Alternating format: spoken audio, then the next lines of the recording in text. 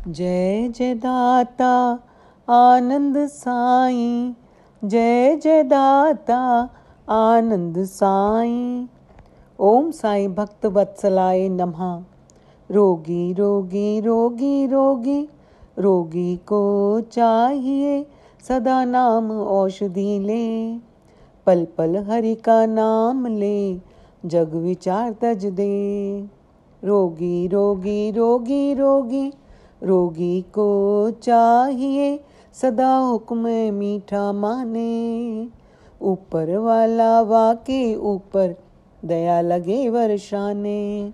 रोगी रोगी रोगी रोगी रोगी को चाहिए सदा अन्न का दान करें। साईं हुए दयाल जब भूखों का पेट भरे। रोगी रोगी रोगी रोगी रोगी यद्यपि पाप कमाए दुखियों को दे डाले। ऐसे जन को साचा साहिब स्वयं आप संभाले। रोगी रोगी रोगी रोगी रोगी तौबा करके अपने पाप क्षमा करावे। पापों से बीमारी आवे, पाप कटे छुट जावे।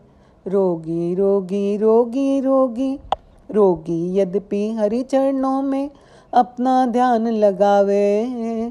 थोड़े में ही कर्म कटे, घट में आनंद पावे। रोगी रोगी रोगी रोगी रोगी सोई जीवड़ा जो उल्टे कर्म करावे।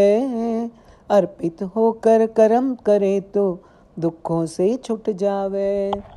रोगी रोगी रोगी रोगी पर सेवा में जो लगे औरों को सुख दे।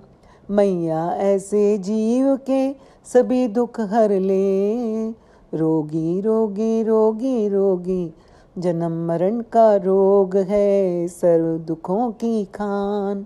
जन्म मरण से आप छुड़ावे साईं मात सुजान। रोगी रोगी रोगी रोगी। ओम साईं भवतारकाय नमः। श्री साईं गीता श्लोक नंबर 3301।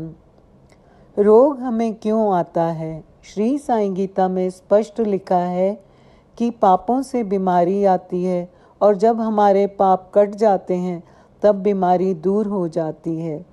पाप कैसे कटते हैं? ध्यान से सुनिएगा। रोगी को सदा हुक्म में रहना चाहिए। जो सुख दुख है उसे खुशी से स्वीकार करना चाहिए। हर समय ईश्वर का नाम लेना चाहिए। जग का विचार, जग की आशा त्याग देना चाहिए। ब्रह्म ही सत्य है, जगत मिथ्या है। रोगी को अन्न का दान करना चाहिए। जब आप भूखों का पेट भरते हैं तो साईं जी की दया बरसती है। रोगी के पास यद्यपि पाप से कमाया हुआ धन हो तो उसे बांट देना चाहिए। तब हमारे श्री साईं सरकार हमें हर दुख से बचाते हैं। रोगी को अपने पापों के लिए हमेशा क्षमा मांगनी चाहिए। साईं माँ के सामने अपने गुनाहों के लिए तौबा कर लेनी चाहिए। हे माँ दया कृपा क्षमा, हे माँ दया कृपा क्षमा, हे माँ दया कृपा क्षमा। ये प्रार्थना निरंतर करनी चाहिए। सदैव श्री बाबा के चरणों में अपना ध्यान लगाना चाहिए।